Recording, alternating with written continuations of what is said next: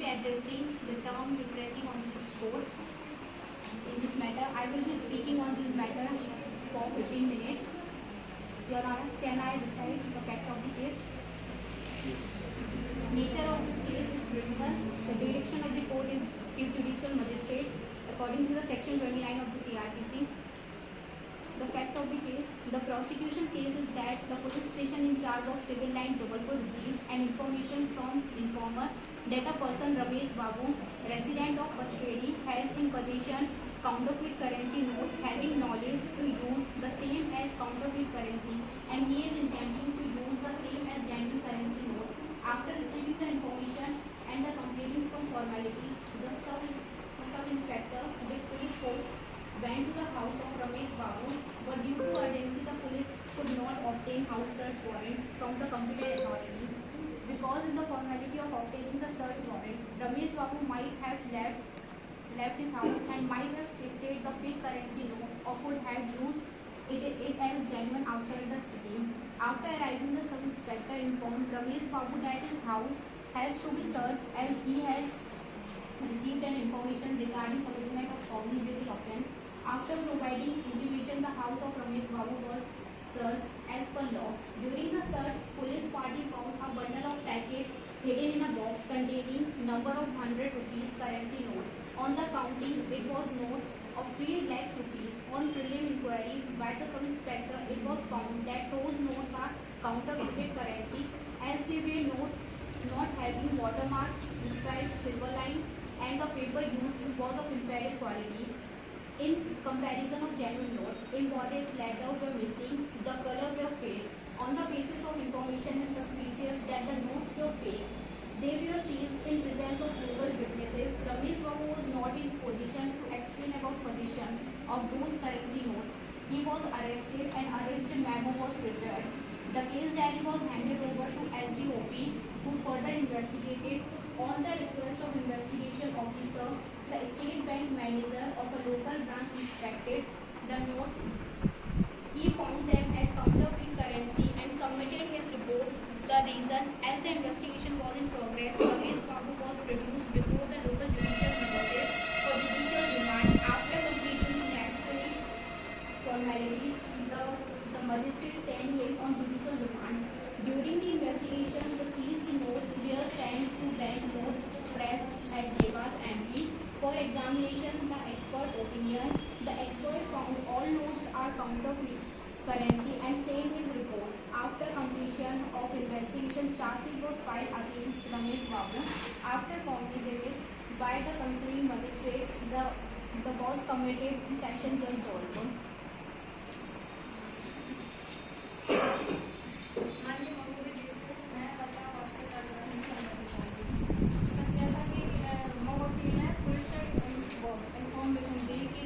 रमेश बाबू के यहाँ इंटेंशन के साथ वो नकली करेंसी नोट रखी था और पुलिस ने जाकर वहाँ पर नकली करेंसी नोट पाए एंड रमेश बाबू को गिरफ्तार किया। और तो इसमें मैं कहना चाहती हूँ कि जो भारतीय दंड संहिता की धारा 489 बोलती है, यह धारा बताती है कि अगर व्यक्ति कोई नकली जाली नोटों को अपने पास रखता है तो या अपने कब्जे में लेता है तो वह अपराध की श्रेणी में आता है। लेकिन इसके एक केस में कहा गया, मोहनलाल शर्मा वर्सेस राज्य के बनामे न्यायालय ने स्पष्ट कहा कि किसी व्यक्ति के पास अगर नकली या जाली नोट मिलते हैं तो वह धारा 489 का दोषी नहीं पाया जाएगा जब तक उसका जाली नकली नोटों से अनुचित लाभ लेना ना हो। और 489 के लिए 2 कंडीशन भी होना जरूरी है।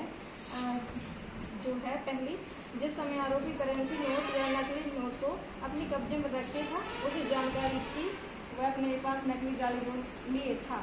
और दूसरा है, आरोपी का उद्देश्य उन नकली जाली नोटों से जानबूझकर अनुचित लाभ लेना था। तो ऐसा उसका इंटेंशन नहीं था कोई, न उसे जानकारी थी अभियुक्त रमेश बाबू को कि मेरे पास नकली जाली नोट हैं और न उसका कोई इस तरह का इंटेंशन था तो उससे अनुचित लाभ ले। तो इस तरह से उसको रमेश बाबू को झूठा पुलिस द्वारा फंसाया जा रहा है।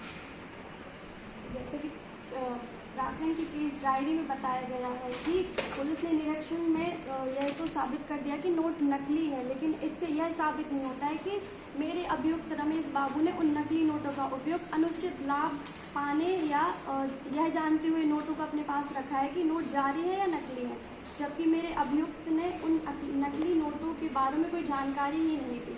बॉम्बे हाई कोर्ट के एक फैसले में बताया गया है कि इस आधार पर किसी को सज़ा नहीं दी जा सकती है कि उसके पास नकली नोट मिले हैं, या कोर्ट का कहना है कि यदि किसी को सज़ा देनी है तो अभियोगी पक्ष को यह साबित करना होगा कि जिस व्यक्ति के पास जाली नोट मिले हैं उसे इस बात की जानकारी थी कि उसके पास जाली नोट हैं, जबकि अभियोगी पक्ष ने ऐसा कोई सबूत पेश नहीं किया है जिससे साबित हो सके कि आरोपी को यह पता था कि ये नोट नकली हैं।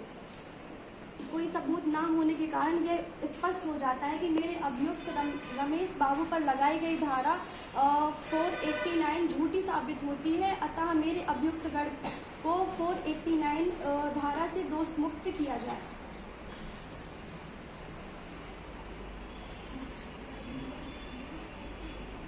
महोदय, अभियोजन पक्ष का तर्क था कि अभियुक्त के आधिपत्य में से साक्षियों के समक्ष नकली नोट बरामद हुए थे। नोटों के नकली होने के बारे में विशेषज्ञों की रिपोर्ट पेश है। अभियोजन ने अपना प्रकरण प्रमाणित किया है, जबकि अभियुक्त का कहना है कि उसके आधिपत्य से जो बरामदगी नहीं हुई है, पुलिस द्वारा उसे झूठा फंसाया गया है। कथित दिनांक को वह जबलपुर में नहीं था, अपितु वह अपनी बहन के घर कानपुर गया था। महोदय, बचाव साक्षी के रूप में बहन के कथन कराए गए, उसमें व्यक्त किया गया कि कथित दिनांक को अभियुक्त उसके घर पर कानपुर में था, उसने कोई अपराध नहीं किया है। इस साक्षी का भारतीय साक्ष्य अधिनियम की धारा 137 के अंतर्गत जब कूट परीक्षण किया गया तब उसने स्वीकार किया कि जब उसे यह जानकारी मिली कि उसका भाई गिरफ्तार हुआ है तो उसने पुलिस को ऐसी कोई शिकायत नहीं की कि उसका भाई उस समय उसके घर पर कानपुर में था, किंतु साक्षी ने यह भी स्वीकार किया है कि उसका भाई कानपुर रेल द्वारा आया था। महोदय, इन कथनों के आधार पर यह स्पष्ट हो गया है कि नोटों के बारे में अभियुक्त को कोई जानकारी नहीं है, अतः उसे झूठा फंसाया गया है, क्योंकि कथित घटना दिनांक को अभियुक्त शहर में नहीं था। अतः इस तथ्य को समुचित साक्ष्य के द्वारा उसने प्रमाणित भी किया है। अतः महोदय जी से मैं अनुरोध करती हूँ कि मेरे अभियुक्त को दोषमुक्त किया जाए। Sir, I would like to present the evidence. Could you please seek permission to provide the evidence to the Honorable Court? On behalf of the prosecution, the sub-inspector, which is prosecution witness 1, sub-divisional officer of police is prosecution witness B, seizure witness, which is C, which is the prosecution witness 3rd, bank manager is stated as D, the prosecution witness 4th, and the expert of bank note press, which is present in Devas, Madhya Pradesh, which is the prosecution witness 5, sir. Examined all prosecution witnesses, supported the prosecution case. In cross-examination, sir, seizure witness, which is C, admitted that at the time of the seizure, he has not seen any currency bundles, but something was there which was wrapped in the cloth beside the table, beside was something, and which is seen that there is something like notes and currency, which are later which was found the counterfeited currency. On the completion of the investigation, sir, evidence into the case of the charge sheet was filed against accused for the offence punishable under section 489A, 489C of the Indian Penal Code, which says, according to section 489A, sir, whoever counterfeit or knowingly perform any part of the process of counterfeited currency or any currency note or bank note shall be punished with imprisonment for life or with imprisonment of either description for a term which may extend to 10 years, sir, or shall be also liable to fine or may be both. Section 489C of Indian Penal Code says, sir, possession of forged or counterfeit currency notes or bank notes shall be punished with imprisonment for either description for term which may turn to 7 years or with fine or with both. So according to section 45 of Indian Evidence Act, the report of an expert is admissible when the expert gives reason for forming the opinion and his evidence is tested. The expert opined that notes are not genuine, then the report of genuine for expert is relevant, sir. There is enough evidence on record to establish that notes are not genuine. He has committed an offence under section 489A, 489C of Indian Penal Code, sir. There must be proper legal evidence, material on record, and the record of conviction of the accused, sir. मैंने जी जिन evidence के बारे में इन्होंने बात की है उससे सिर्फ ये साबित हुआ कि वो नोट करेंसी है, लेकिन उससे ये अभी तक इन्होंने ये ऐसा कोई साक्ष्य नहीं पेश किया है जिससे ये साबित हो सके कि अभियोगी जो पक्ष हैं उन्होंने उन जाली नोटों का कोई गलत इस्तेमाल किया है या उससे कोई अनुचित लाभ प्राप्त किया है। मैं अनुरोध करती हूँ कि कोई साक्ष्य पेश किया जाए जिससे ये साफ हो कि वो उन नोटों को अनुचित लाभ अभियुक्त ने कोई प्राप्त किया है। The Caesar witness, which was C. The Caesar witness has seen the currency bundle beside the table, which was 100 rupees note. According to the facts of the case, there were 300 notes of 100. Sir, it is a non-bailable offence, sir. And according to the facts of the case, it is found that whoever has the possession of any property has the right to intend, use, mold, or anything to do with it, sir. And the possession of the counterfeited currency was from Ramesh Babu. There is the evidence that says everything.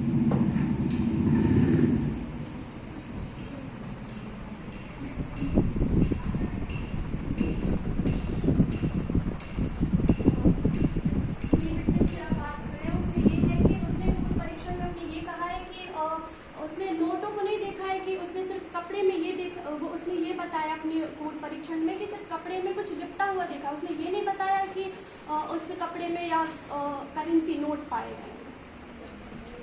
So during search of the police head, which was performed under the sub-inspector, which is the prosecution witness 1, and stated as A. During search, police party found a bundle of packet hidden in box containing number of 100 currency notes. The sub-inspector is the prime witness of this case, and he has seen the rupees 100 notes in the quantity of 300 notes, which is rupees 3 lakhs rupees. Sir. This is the prime evidence of sub-inspector stated by the sub-inspector, which is prosecution witness 1. वहाँ अभियुक्त था ही नहीं, तो ऐसा भी हो सकता है कि वो किसी और ने रख दिए उसे फंसाने के लिए। Sir, I want the honorable court, sir, to focus on the statement of his sister, which is the defense witness 1. Later, he has accepted that his brother has come to Kanpur by train. But on this, if we see in the preliminary object that when the Ramesh Babu was arrested, her sister didn't meet any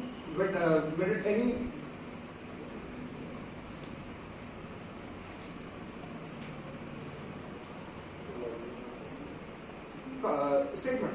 His sister didn't make any statement that his brother was in Kanpur. But later, after getting arrest of her brother Ramesh Babu, his sister made a statement that his brother was in Kanpur when she got information of arrest of her brother. She further admitted that her brother came to Kanpur by train. But on sir अगर sir देखा जाए जब उसका भाई arrest हुआ तब तक उनकी बहन का सर कोई भी ऐसा स्टेटमेंट नहीं था उनके भाई उनके साथ थे, लेकिन जब उनके भाई अरेस्ट हो गए, जब उनको पता लगा तो उन्होंने सर अपने बयान बदले। उन्होंने कहा ऐसा कि उनके भाई ट्रेन से कानपुर आए तो कानपुर नहीं गए। इससे सर ये प्रूफ डिफेंस नहीं कर सकता है सर कि उनके भाई मौका वारदात के सर वहाँ पे थे। महोदय जी, तो ये साबित कीजिए ना कि साक्ष्य जो अभियुक्त है उन्होंने करेंसी नोट का कोई अनुचित उपयोग किया है। न्यायालय के निर्णय में ये भी तो धारित किया गया है कि जब तक अभियुक्त का कोई मन नहीं है या मतलब उसका अनुचित उपयोग जो करेंसी नोट है उनका अनुचित उपयोग नहीं किया गया है तो ये निर्णय नहीं किया जा सकता है कि उसने कोई अपराध किया है। माननीय न्यायालय के सामने कोई साक्ष्य पेश कीजिए आप जिससे ये साबित हो कि उन्होंने कोई अपराध किया है। माननीय न्यायालय के सामने मैं एक पक्ष रखना चाहूँगा सर कि ऐसा कोई भी बयान, ऐसा कोई भी रमेश बाबू द्वारा नहीं किया गया जिसमें उन्होंने बताया कि वो अगर उनने नहीं रखे तो वो वहाँ से नोट आए कैसे सर। और सर पोजीशन से मिलने का मतलब होता है कि सर जो भी आपके प्रॉपर्टी आपके पास है सर उसके अंतर्गत अगर कोई भी सामान पाया जाए तो उसका मालिकाना हक उसी के पास होता है जिसका पोजीशन। और सर जैसा कि सर डिफेंस काउंसिल ने कहा कि साक्ष्य दीजिए कि उन्होंने उसका अनुचित उपयोग कहीं नहीं किया, तो सर जब वो ये कह सकते हैं कि उनकी वो वहाँ पे थे ही नहीं, उनके पोजीशन में सामान था ही नहीं सर। तो हो सकता है सर उन्होंने उसका पहले उपयोग कर लिया और या फिर आगे करने की, क्योंकि सर एक स्टेटमेंट में सर ये भी फैक्ट्स बताए गए हैं कि उनके उपयोग करने के पहले या फिर उससे कोई घटना घटित होने से पहले ही उन नोटों की सर पुलिस ने वहाँ दबिश दी, पुलिस ने वहाँ छापामार कार्रवाई करी और इसके साथ सर वहाँ से सर 3 लाख रुपए की जब्ती बरामदगी की गई।